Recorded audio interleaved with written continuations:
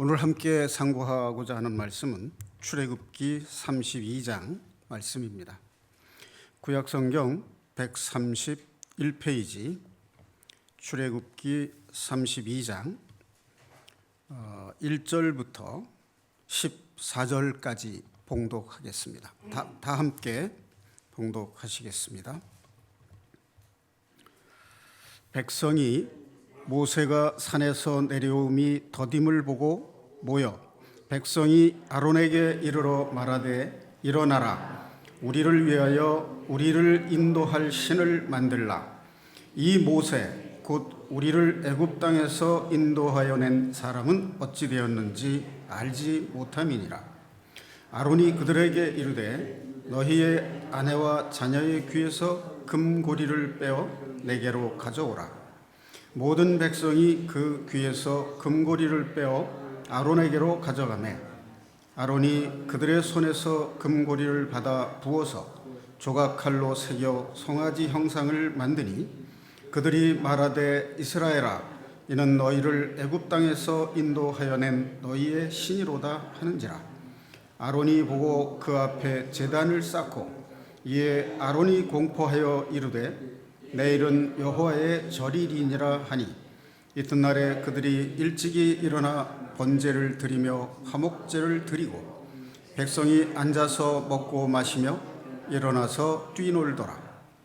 여호와께서 모세에게 이르시되 너는 내려가라. 네가 애굽 땅에서 인도하여 낸 네 백성이 부패하였도다. 그들이 내가 그들에게 명령한 길을 속히 떠나 자기를 위하여 송아지를 부어 만들고 그것을 예배하며 그것에게 제물을 드리며 말하기를 이스라엘아, 이는 너희를 애굽 땅에서 인도하여 낸 너희 신이라 하였도다. 여호와께서 또 모세에게 이르시되 내가 이 백성을 보니 목이 뻣뻣한 백성이로다. 그런즉 내가 하는 대로 두라. 내가 그들에게 진노하여 그들을 진멸하고 너를 큰 나라가 되게 하리라. 모세가 그의 하나님 여호와께 구하여 이르되 여호와여, 어찌하여 그 큰 권능과 강한 손으로 애굽 땅에서 인도하여 내신 주의 백성에게 진노하시나이까? 어찌하여 애굽 사람들이 이르기를 여호와가 자기의 백성을 산에서 죽이고 지면에서 진멸하려는 악한 의도로 인도해 내었다고 말하게 하시려 하나이까? 주의 맹렬한 노를 그치시고 그 뜻을 돌이키사 주의 백성에게 이 화를 내리지 마옵소서. 주의 종 아브라함과 이삭과 이스라엘을 기억하소서. 주께서 그들을 위하여 주를 가리켜 맹세하여 이르시기를 내가 너희의 자손을 하늘의 별처럼 많게 하고 내가 허락한 이 온 땅을 너희 자손에게 주어 영원한 기업이 되게 하리라 하셨나이다. 여호와께서 뜻을 돌이키사 말씀하신 화를 그 백성에게 내리지 아니하시니라. 아멘. 신명기 4장 한번 찾아보겠습니다. 신명기 4장 이 말씀과 좀 연관이 있는 것 같아서 신명기 4장 16절 267페이지입니다. 신명기 4장 16절 찾으셨으면 제가 읽겠습니다. 그리하여 스스로 부패하여 자기를 위해 어떤 형상대로든지 우상을 새겨 만들지 말라. 남자의 형상이든지 여자의 형상이든지 땅 위에 있는 어떤 짐승의 형상이든지 하늘을 나는 날개 가진 어떤 새의 형상이든지 땅 위에 기는 어떤 곤충의 형상이든지 땅 아래 물속에 있는 어떤 어족의 형상이든지 만들지 말라. 우상을 새겨 만들지 말라. 이런 말씀이 신명기 4장 16절에서 18절 말씀에도 있습니다. 성도 여러분께서 잘 아시는 바대로 출애굽기 20장에는 하나님이 모세를 통해서 주신 십계명이 나와 있습니다. 그 10계명 중에 제2계명인 우상을 아로 새겨 조각하지 말라라고 하는 이 계명을 어긴 소위 금송아지 배도 사건이라고 하는 이 기록이 출애굽기 32장에 기록이 되어서 전하고 있습니다. 자, 그러면 이런 금송아지 배도 사건이 왜 이렇게 성경에 기록이 되어서 수천 년이 지난 오늘날까지 전해지고 있을까 하는 것을 한번 생각해 보게 됩니다. 자, 그래서 고린도전서 10장 말씀을 한번 확인해 보도록 하겠습니다. 고린도전서 10장 신약 성경 275페이지입니다.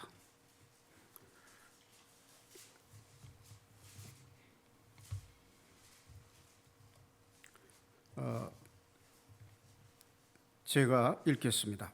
1절부터 몇 절 보겠습니다. 형제들아, 나는 너희가 알지 못하기를 원하지 아니하노니 우리 조상들이 다 구름 아래에 있고 바다 가운데로 지나며 모세에게 속하여 다 구름과 바다에서 세례를 받고 다 같은 신령한 음식을 먹으며 다 같은 신령한 음료를 마셨으니 이는 그들을 따르는 신령한 반석으로부터 마셨음에 그 반석은 곧 그리스도시라. 그러나 그들의 다수를 하나님이 기뻐하지 아니하셨으므로 그들이 광야에서 멸망을 받았느니라. 자, 6절 말씀 함께 읽겠습니다. 이러한 일은 우리의 본보기가 되어 우리로 하여금 그들이 악을 즐겨한 것 같이 즐겨하는 자가 되지 않게 하려 함이니. 또 11절 말씀 함께 읽겠습니다. 그들에게 일어난 이런 일은 본보기가 되고 또한 말세를 만난 우리를 깨우치기 위하여 기록되었느니라. 자, 그래서 오늘날에는 이와 같은 우상 숭배가 없는가 하는 것을 한번 생각해 볼 필요가 있지 않은가, 그런 생각을 하게 됩니다. 자, 그런데 7절, 8절 말씀도 아울러서 좀 한번 보겠습니다. 제가 읽겠습니다. 그들 가운데 어떤 사람들과 같이 너희는 우상 숭배하는 자가 되지 말라. 기록된 바 백성이 앉아서 먹고 마시며 일어나서 뛰논다 함과 같으니라. 그들 중에 어떤 사람들이 음행하다가 하루에 2만 3천 명이 죽었나니 우리는 그들과 같이 음행하지 말자. 그 밑에 보면 시험하지 말자, 원망하지 말라, 이런 말들이 열거가 되어 있습니다. 그런데 그 7절과 8절 말씀에 보면 우상 숭배하는 그 예배를 드리고 나서 먹고 마시고 일어나서 뛰논다 하는 말하고 8절에 음행하다가 2만 3천 명이 죽은 사건 이야기가 나옵니다. 왜 이런 이야기가 나올까 하는 거죠. 자, 그런데 이제 다시 출애굽기 32장으로 돌아가서 구약성경 132페이지입니다. 좀 왔다 갔다 해서 좀 죄송합니다만, 구약성경 132페이지 19절 말씀 하나 보겠습니다. 그게 춤추고 뛰어노는 것이 음행하는 것과 어떤 관련이 있는가, 그것을 말씀드리기 위해서 찾아보는 겁니다. 자, 19절 말씀에 보면 진에 가까이 이르러 누가 모세와 여호수아가 이제 십계명을 받기 위해서 시내산으로 올라가서 이제 여호와께서 직접 돌판을 새기시고 또 거기에 십계명을 새겨서 주신 그 십계명을 받아가지고 내려오고 있는데, 진에 가까이 이르러 그 송아지와 그 춤추는 것들을 보고 크게 노하여 손에서 그 판들을 산 아래로 던져 깨뜨리니라. 춤추는 것을 보고 진노해서 돌판을 던져 깨뜨렸다, 이런 기록이 나오고 있습니다.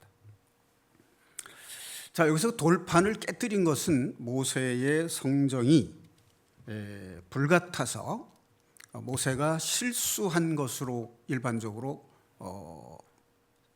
알려져 있습니다.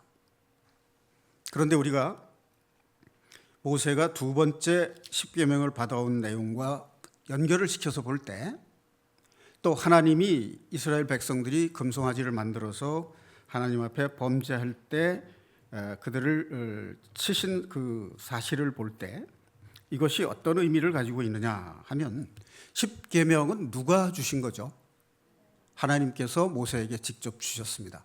그것을 모세가 돌판을 던져서 깨뜨렸다는 것은 하나님과 이스라엘 백성 사이에 맺은 언약이 깨졌다는 것을 의미하는 겁니다.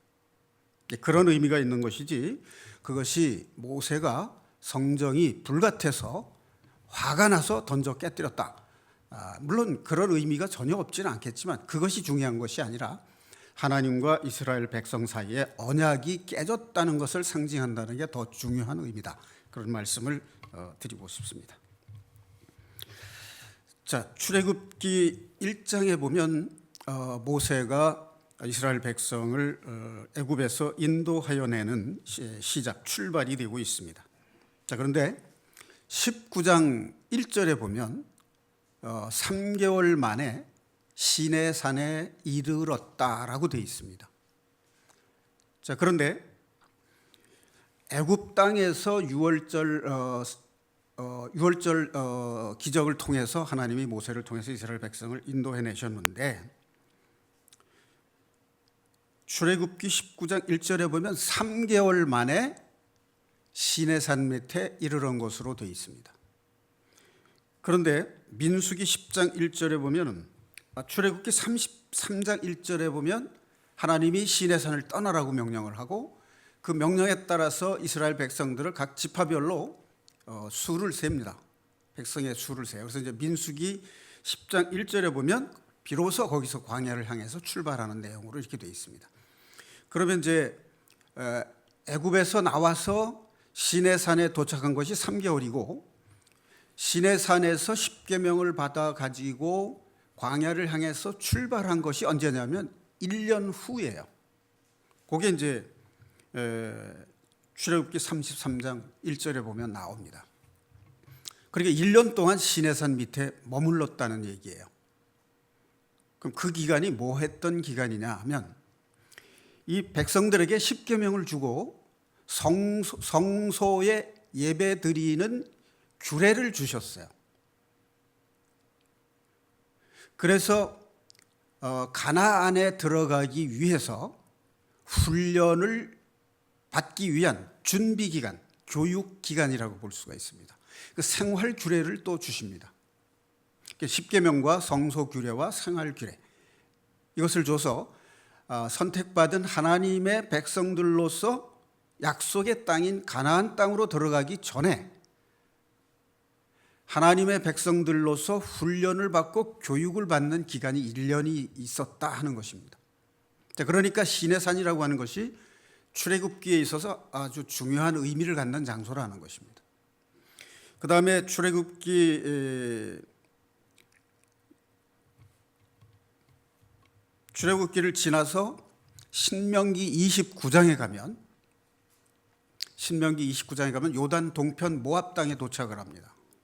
거기에서 모세가 하나님께 받은 언약의 말씀을 새롭게 갱신해서 호렙산 언약을 요단 동편 모압 땅에서 언약을 갱신합니다. 갱신한다는 말은 그때 받은 그 언약을 2세들에게 새롭게 다시 언약을 전달한다 하는 그런 의미가 있습니다. 그러고 나서 여호수아가 이스라엘 백성을 이끌고 가나안 땅으로 들어갑니다. 자, 이것이 이제 출애굽기로부터 신명기까지에 걸쳐서 모세가 어떻게 이스라엘 백성을 이끌고 요단 동편까지 갔는가. 성도 여러분께서 잘 아시다시피 모세는 하나님께서 가나안 땅에 들어가지 못한다라고 선언을 하셨죠. 그래서 거기에서 여호수아가 후계자로 이제 지목이 돼서 하나님의 명령에 따라서 인도를 하는 그런 내용으로 되어 있습니다. 자, 그런데 여기 그 32장 1절에 보면 이런 말씀이 나와요. 백성들이 우리를 인도할 신을 만들라, 이 말이 나옵니다. 그런가 하면은 그 말이 뒤에서 다시 또 반복이 되는데 8절 말씀에서 반복이 또 됩니다. 자, 우리를 인도하여 낼 신을 만들라 할 때 그것이 이제 원어 성경에 보면 그 신이 우상이 아니라 엘로힘이라고 하는 단어를 썼어요. 엘로힘은 여호와 하나님이라는 뜻이에요. 그럼 이제 금송아지 우상을 만들었는데 이스라엘 백성들이 우상을 숭배하기 위해서 그것을 만들었냐? 그것이 아니라 하나님을 섬기는 그 믿음은 가졌는데 하나님이 보이지 않으니까 금송아지를 만들어서 그것을 하나님이라고 여기고 하나님을 예배했다, 그런 뜻입니다. 자, 그러니까 이것이 무슨 뜻이 되냐면 내용적으로 하나님을 섬기는데 그 방법이 하나님이 주신 방법이 아니고, 하나님은 어떤 우상도 새기지 말라 그랬잖아요. 그러니까 사람의 방법대로, 세상의 방법대로 하나님을 경배했다는 뜻이에요.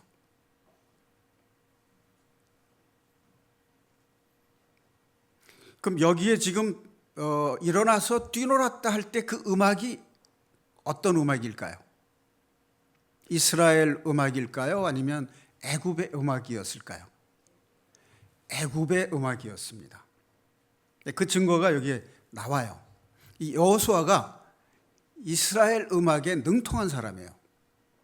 그런데 이 백성들이 뛰노는 소리를 듣고 그것이 이스라엘 음악인지를 몰랐습니다. 그런데 모세가 저것은 싸우는 소리도 아니고 노래하는 소리다, 이렇게 얘기를 해요.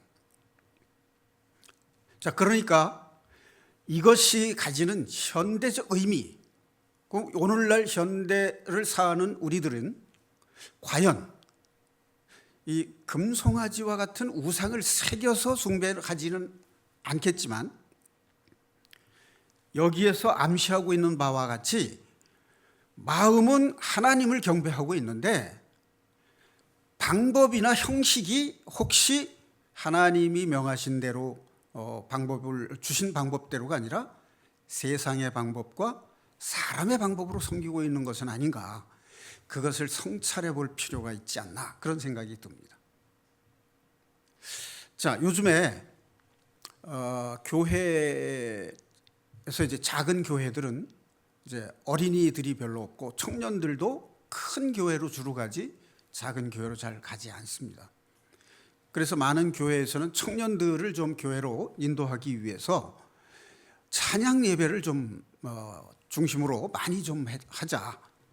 그래서 이제 찬양 예배를 드리면 청년들이 이제 많이 모인다, 이런 생각들을 가지고 현대적 음악을 교회 찬양 예배에 이제 활용을 하는 그런 경향이 있습니다. 그래서 이제 드럼이라든지 전기 기타라든지 이제 이런 것을 이제 설치를 하고 찬양을 하고 CCM을 통해서 하나님을 찬양하는 예배를 이제 드리는 것을 볼 수 있습니다. 그런데 그 유튜브라든지 인터넷 방송 이런 걸 통해서 보면 그 워십 찬양단이 이 무대에 나와서 마치 그 대중가요 가수들이 콘서트를 할 때 하는 것과 같은 동작을 합니다. 무대 위에서 춤을 춥니다. 그러다 보면 그것이 이제 감성적이 되고 인간의 그 감정이 황홀경에 도달하는 흥분 상태에 이르게 되는, 미국 같은데 유명한 락 가수들이 이제 콘서트를 할 때는요, 함께 일어나서 춤추다가 황홀경에 도취되어서 실신하는 사람들이 생겨나요. 그러니까 신비주의적 경향을 띠게 된다는 거죠. 이것이 뭐냐면 애굽의 음악 방식이에요. 축제를 벌이는 그 우상 숭배를 할 때 축제 벌이는 그 애굽식 음악이 바로 하나님께 진노를 사는 음악이라는 얘기입니다. 실제로 과학자들이 이 드럼이라든지 워십 찬양단이 그 무대에서 하는 그런 경배, 찬양 경배를 보고 연구를 해본 결과 그 자리에 참석한 사람들의 몸에 호르몬의 변화가 생겼다는 것을 밝혀냈어요. 마치 술집이라든지 무슨 그런 오락장에서 연주하는 음악을 들을 때와 같은 몸의 호르몬이 이제 생성이 되는데 그것이 성적 호르몬이 분비되는 것이었다고 합니다. 자, 그래서 하나님을 경배할 때에는 경건한 음악을 사용하는 것이 예배의 정도다 하는 것을 우리가 또 하나 마음에 새겨둘 필요가 있습니다. 그렇게 마치 대중음악, 락뮤직의 콘서트와 같은 그런 음악을 듣다가 말씀을 들으려고 하면 말씀이 잘 들어오지 않는다는 겁니다. 그러니까 일어나서 춤추고 뛰노는 이런 방식의 하나님을 경배하는 예배는 기도가 이루어지지 않을 뿐만 아니라 경건한 분위기도 사라지게 되고 사람들의 마음 속에서 말씀을 사라지게 한다는 거예요. 그러니까 그런 음악을, 락뮤직을 듣다가 기도를 하려고 하면 기도가 안 된다는 겁니다. 또 그런 음악을 듣다가 성경을 읽고 묵상하려고 하면 그 글귀가 들어오질 않는다는 거예요. 자, 그래서 우리가 이러한 것도 기왕 여기에 이제 나온 내용이니까 우리가 경건한 음악을 가지고 하나님을 찬양해야 된다 하는 것을 하나 정리를 하고 싶습니다. 자, 그다음에 이 백성들이 누구를 섬기느냐, 엘로힘 여호와 하나님을 섬긴다는 의식을 가지고 있으면서도 왜 이렇게 애굽의 방식으로 하나님을 경배하게 됐을까 하는 이 문제가 오늘날 우리들의 심정과도 무관하지 않다는 것을 우리가 한번 생각해 볼 필요가 있습니다. 자, 그다음에 여기 두 번째, 여기에 나오는 인물 중에 아론이라는 인물이 있습니다. 아론이라는 인물에 대해서 잠깐 정리를 해보면 우리를 인도할 신을 만들라 할 때 금 귀고리를 가져오라 그래서 그것을 부어서 금송아지 우상을 만든 게 아론이에요. 근데 모세가 아론에게 이제 그것을 책망을 하니까 아론이 뭐라고 얘기를 했냐면 아론이 그들의 손에서 금고리를 받아 부어서 조각칼로 새겨 송아지 형상을 만드니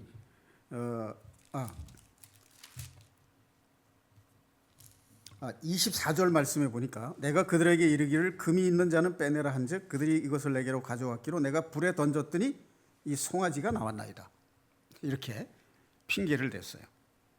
마치 저절로 나온 것처럼 이렇게 핑계를 댔는데 아론은 하나님으로부터 직접 명령을 받지 않고 직접 명령을 받은 모세로부터 전달을 받았다는 이런 약점을 가지고 있습니다. 그래서 이 아론은 백성들의 비위를 맞추어야 되는 입장에 있었고 말씀에 굳게 서 있지 않은 힘없는 지도자였다 하는 것을 보여주고 있습니다. 물론 하나님께서 이 아론을 용서하시고 모세의 중보 기도에 의해서 용서하시고 대제사장의 직분을 이제 맡기시면서 아론의 신앙은 우리가 본받을 만한 신앙으로 후대에 이제 바뀐 것은 우리가 또 확인을 할 수가 있습니다. 자, 그다음에 모세의 행동을 보면요, 첫 번째 어떤 일을 했느냐면 돌판을 던져서 깨뜨렸습니다. 그러니까 이것은 아까도 얘기했듯이 이스라엘 백성과 하나님 사이의 언약이 깨졌다는 것을 상징하는 의미가 있다. 그다음에 20절에 보면 송아지를 가져다가 불살라 부수어 가루를 만들어 물에 뿌려 이스라엘 자손에게 마시겠다. 이것은 징벌을 주는데 어떤 벌에 해당하느냐면 저주에 가까운 벌에 해당이 되는 겁니다. 그러니까 이 모세가 철저하게 하나님의 규례를 지키고자 했던 그 신앙을 의미하는 것입니다. 그 다음에 하나님께서 10절에 보면 이 백성들을 진멸하고 모세를 큰 나라로 삼겠다 이렇게 말씀을 하세요. 그래서 이제 12절에 보면 모세가 애굽 사람들에게 하나님이 이 백성을 인도해서 죽이게 했다라는 그런 말을 듣게 하시려고 하느냐, 아브라함과 이삭과 야곱에게 언약하신 그 말씀을 이루시기 위해서라도 이 백성을 용서해달라 이렇게 중보 기도를 합니다. 이것은 예수님을 예표하는 이제 그런 의미가 되죠. 자, 그다음에 또 하나 눈여겨볼 것이 있는데 26절에 보면 모세가 여호와의 편에 서 있는 자는 모두 다 나오라고 그래요. 그때 레위 자손들이 나옵니다.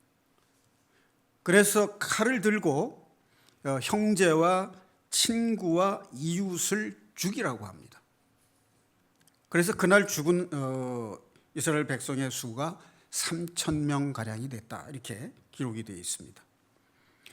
자, 이것은 레위 자손이 제사장 자손이 되는 계기가 됐습니다.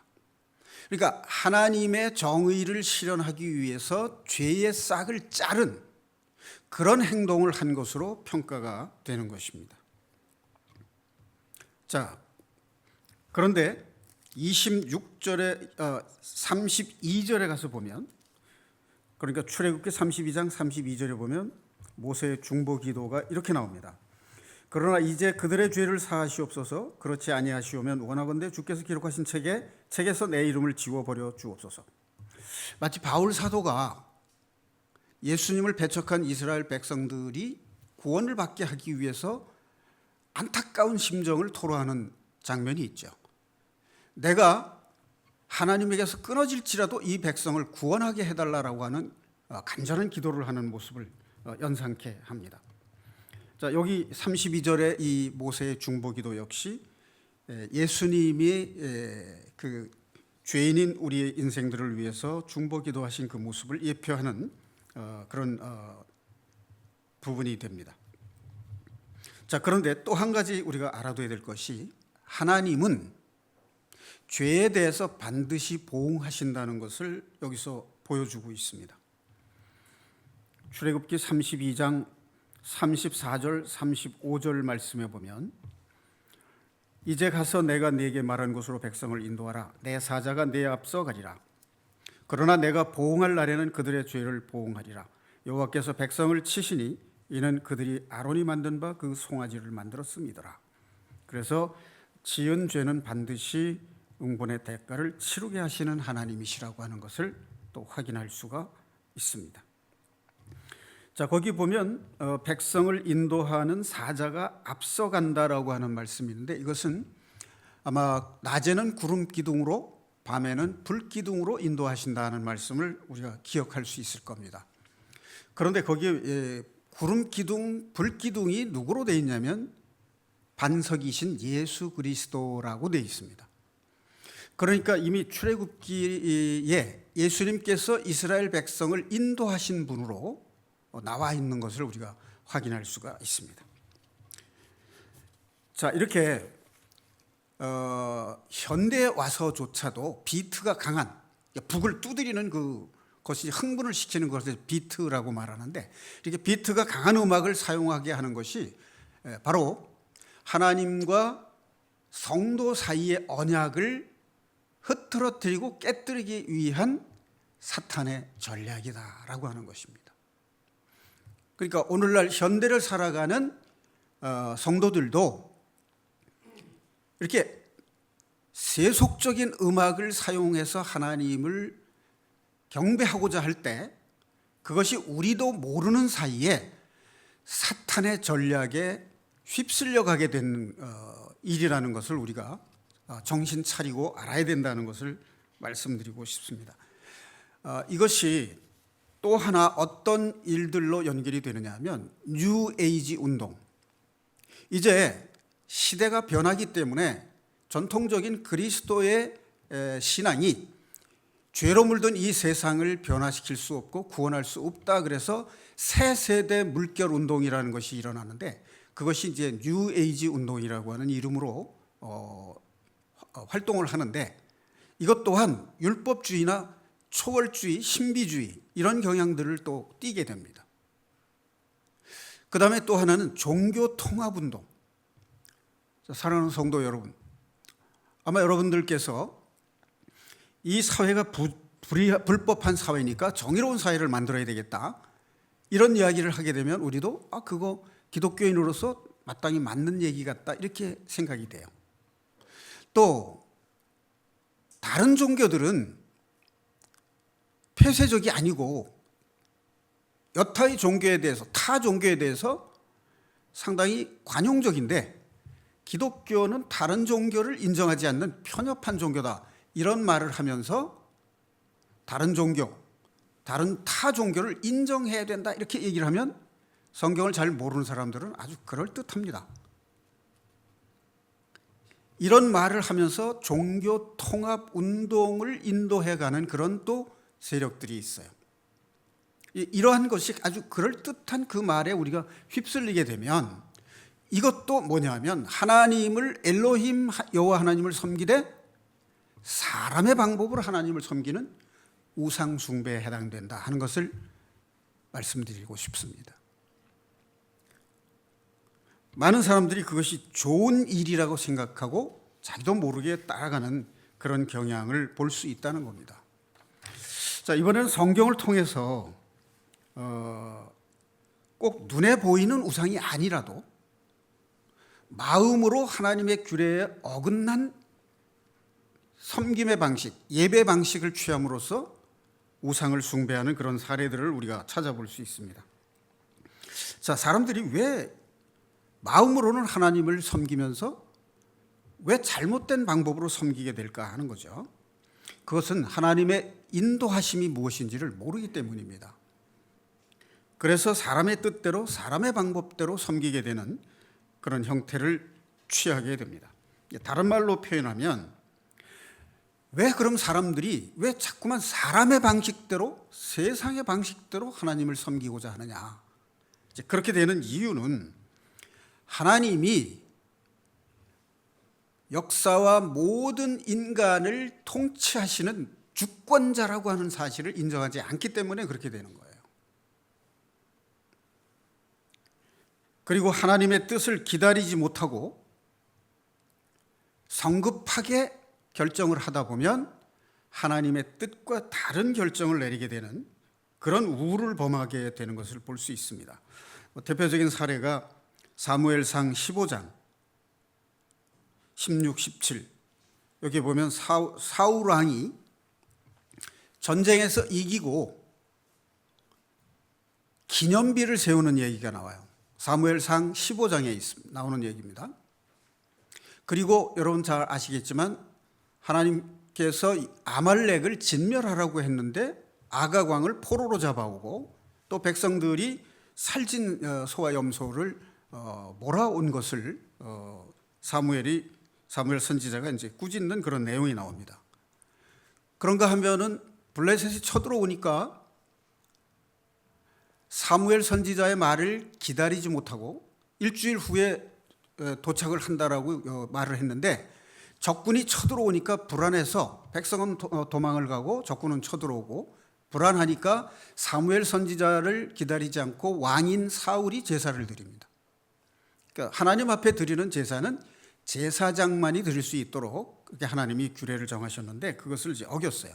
여기 보면 사울 왕이 하나님을 섬기지 않은 것이 아닌데 방법이 하나님께서 정해주신 규례대로 하지 않고 상황이 어려워지자 자기의 방법대로 자기의 생각대로 섬기는 것이 문제가 됐다는 것입니다. 바로 이것이 자기도 모르게 우상을 숭배하는, 그것은 하나님을 섬기는 것이 아니라 사탄을 섬기는 결과가 된다는 것을 말씀드리는 겁니다. 자, 그다음에 그 사무엘상 15장 22, 23절을 한번 확인해 보겠습니다. 여기 보면 이런 말씀이 나옵니다. 사무엘상 15장 22절, 23절.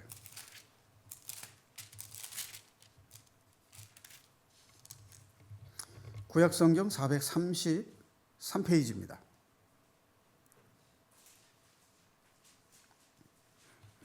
여기에 많이 알려져 있는 그 순종이 제사보다 낫고 듣는 것이 수대양의 기름보다 나으니 하는 말씀이 나오는데 23절 말씀 한번 보겠습니다. 이는 거역하는 것은 점치는 죄와 같고 완고한 것은 사신 우상에게 절하는 죄와 같음이라.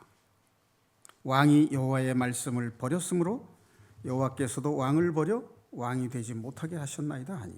자, 거역하는 것은 점치는 죄에 해당되고 완고한 것은 우상에게 절하는 죄와 같다. 그러니까 우리가 하나님의 말씀에 순종하지 못할 때 그것이 우상 숭배에 해당한다는 거예요.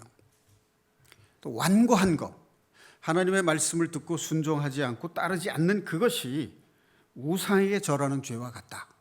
이렇게 지적을 해주고 있습니다. 아주 냉철한 지적이 됩니다. 그리고 여러분, 성도 여러분께서 잘 아시다시피 골로새서 3장 5절에 보면 탐심은 우상 숭배라고 되어 있습니다. 그러니까 탐심이라는 것이 우리가 세상 살아가는데 필요한 것 이상으로 재물을 탐하는 것, 또는 남의 재물을 탐하는 것, 그런 것을 이제 탐심이라고 할 수 있는데, 그것이 왜 우상 숭배가 되느냐 하면 하나님보다 재물을 더 숭배하는 결과가 되기 때문에 그렇습니다. 자, 그러면 이번에는 마태복음 16장을 한번 보겠습니다.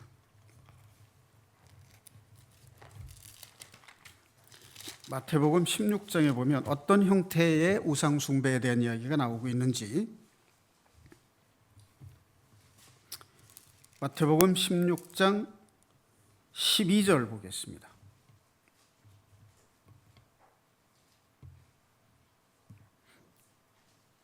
신약성경 27페이지입니다. 그제서야 제자들이 떡의 누룩이 아니요 바리새인과 사두개인들의 교훈을 삼가라고 하신 말씀인 줄을 깨달으니라. 어찌 내 말한 것이 떡에 관함이 아닌 줄을 깨닫지 못하느냐. 오직 바리새인과 사두개인들의 누룩을 주의하라 하시니. 그럼 바리새인의 교훈, 사두개인들의 교훈, 그것이 뭔가 하는 거죠. 그것이 우상숭배에 해당한다 하는 얘기입니다. 자, 바리새인들은 여러분 잘 아시다시피 율법주의자들입니다. 모세 율법을 철저히 지킨다고 하면서 누구를 배척했죠? 예수 그리스도를 배척했잖아요. 그러니까 하나님을 믿었어요. 그리고 바리새인들 자신들도 하나님을 믿는다고 했을 뿐만 아니라 다른 사람들도 바리새인들은 하나님을 믿는 사람이라고 인정을 했어요. 그런데 예수님을 배척했어요. 그렇다면 이것이 결과적으로 어떻게 되는 겁니까?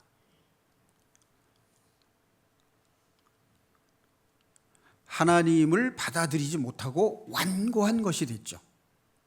하나님 말씀에 순종하지 못하고 완고한 것이 됐기 때문에 결국 우상을 숭배한 결과가 됐다, 이런 말씀이잖아요. 그럼 사두개인들은 어떤 사람들입니까? 성령으로 잉태하신 예수님을 인정하지 않았어요. 또 육신으로 이 땅에 오신 하나님을 인정하지 않았습니다. 그리고 예수님이 부활하셨다는 것도 인정하지 않았습니다. 이것이 우상 숭배에 해당한다는 것을 말씀하는 겁니다. 자, 그 다음에 16절 말씀 보겠습니다. 시몬 베드로가 대답하여 이르되 주는 그리스도시요 살아계신 하나님의 아들이시니이다. 이것이 이제 베드로의 신앙 고백인데요. 사도행전 2장에 보면 오순절날 베드로의 설교에도 이 말이 나옵니다. 자, 사랑하는 성도 여러분, 시몬 베드로가 신앙 고백한 주는 그리스도시요라는 이 말에 어떤 의미가 내포되어 있다고 생각하십니까?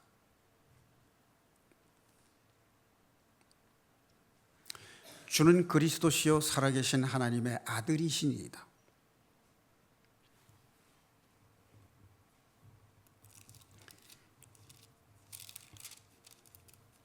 이것이 어떤 의미가 있느냐 하면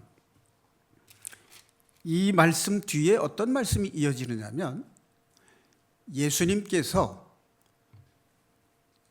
당신께서 십자가에 달려 돌아가셨다가 3일 만에 부활할 것을 처음으로 말씀하십니다. 성경에 보면 마태복음에 쭉 연결을 보면 3번 말씀을 하십니다. 그런데도 제자들이 예수님이 십자가에 달렸다가 3일 만에 부활하셔서 승천하실 것을 말씀을 하셨는데 3번씩이나 말씀을 하셨는데 제자들은 그것을 깨닫지 못했어요.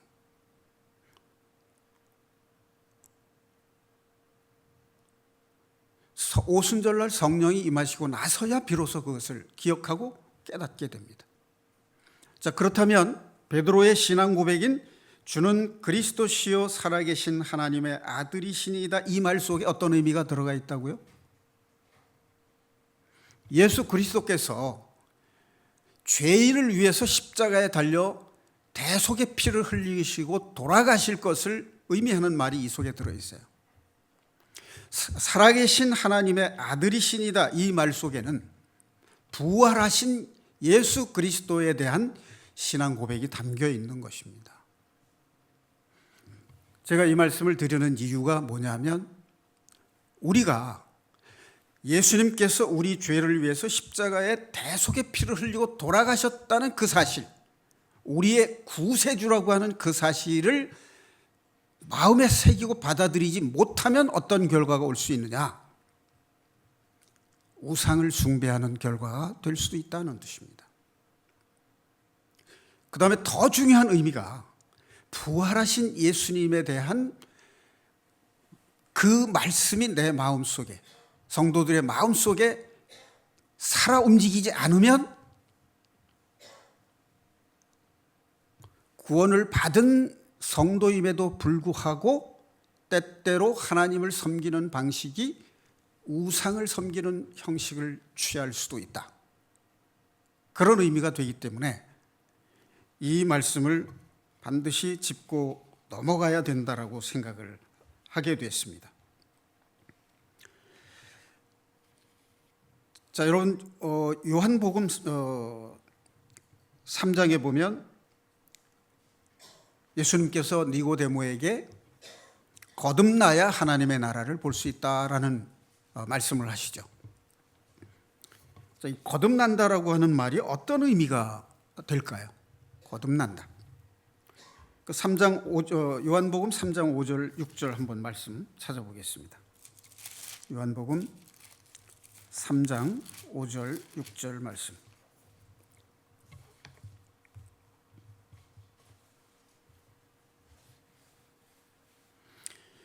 신약성경 146페이지입니다. 5절 함께 봉독하시겠습니다. 예수께서 대답하시되 진실로 진실로 내게 이르노니 사람이 물과 성령으로 나지 아니하면 하나님의 나라에 들어갈 수 없느니라. 육으로 난 것은 육이요 영으로 난 것은 영이니 내가 네게 거듭나야 하겠다는 말을 놀랍게 여기지 말라. 자, 여기서 거듭난다라는 것은 영으로 다시 태어난다 하는 것을 의미한다는 걸 알 수 있죠. 자, 그런데 그 위에 물과 성령으로 나지 아니하면, 이 말에 대해서 그 물을 물로 씻어 깨끗하게 하는 말씀으로 설명하는 경우가 있습니다. 그런데 여기에 물이 말씀이 아니라 세례라고 하는 것을 설명해 주고 있는 성경 구절이 있어요.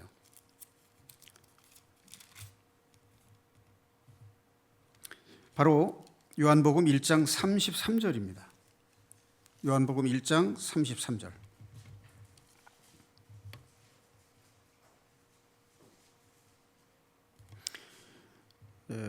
신약성경 143페이지입니다.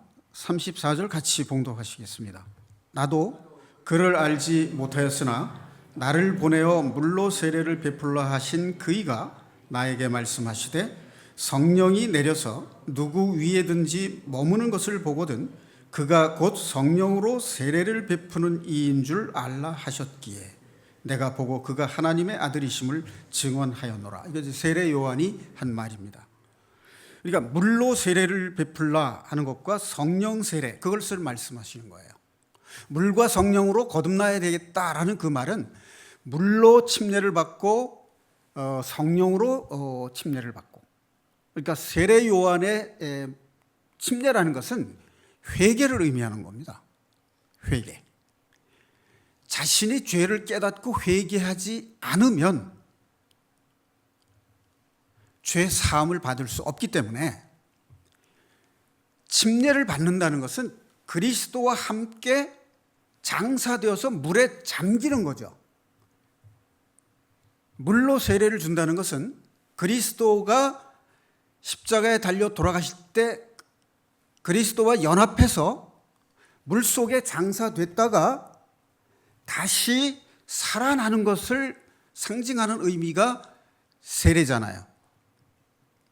그러니까 우리가 물과 성령으로 거듭나지 아니하면 하나님 나라를 볼 수 없다. 이 말이 무슨 말이냐면 우리가 그리스도와 연합해서 죽어야 된다는 것을 의미하는 거예요. 그리스도와 연합해서 죽지 않으면 새로 살아날 수 없어요. 새 생명을 받을 수 없습니다. 다시 말하면 부활의 생명을 얻을 수 없어요. 그러면 거듭나지 못한다는 뜻입니다.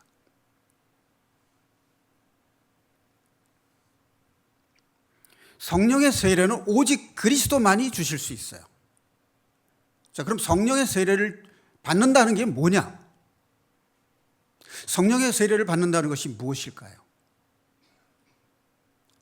자, 조금 더 보충 설명을 한다면 세례를 받는다는 것은 아브라함과 하나님과의 언약에서 주신 것이 할례입니다.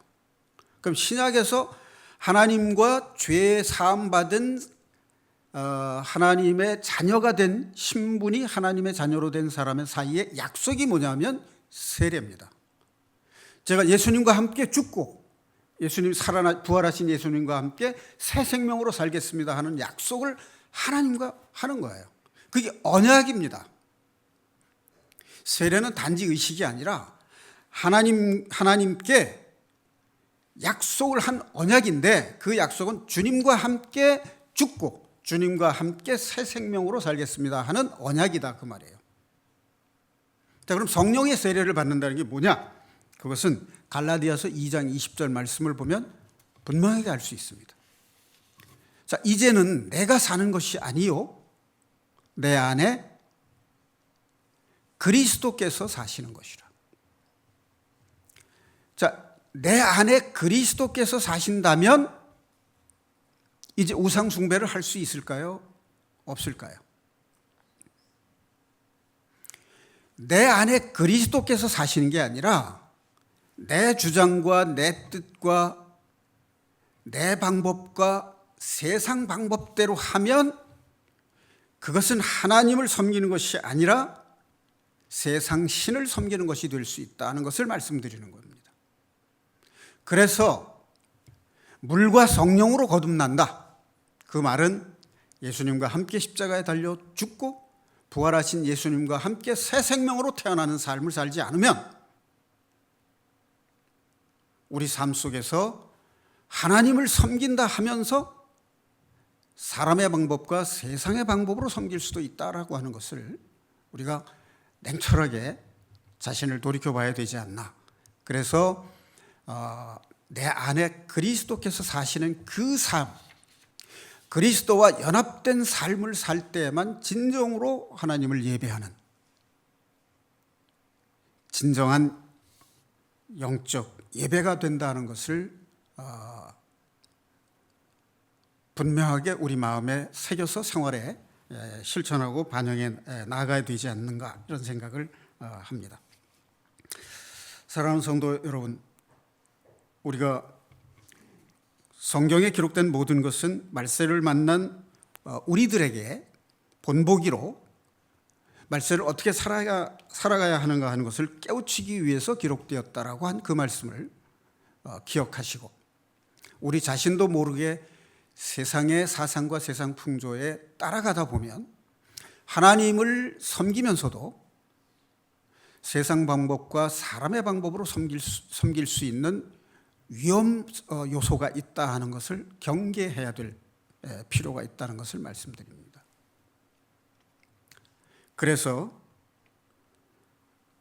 성도 여러분께서 그리스도와 함께 연합된 삶으로 내 안에 계시는 그리스도가 내 삶을 사는 그리스도를 나의 통치자요 왕으로 받아들이는 그 믿음을 가지고 살지 않으면 하나님이 베푸시는 축복과 은혜를 누릴 수 없다라고 하는 점을 명심하고 하나님의 법대로 하나님의 규례대로 사는 순종하는 삶을 통해서 하나님을 올바르게 경배하는 그 믿음으로 하나님께서 예비한 모든 복을 누릴 수 있는 하나님의 자녀들이 되시기를 주님의 이름으로 축원드립니다.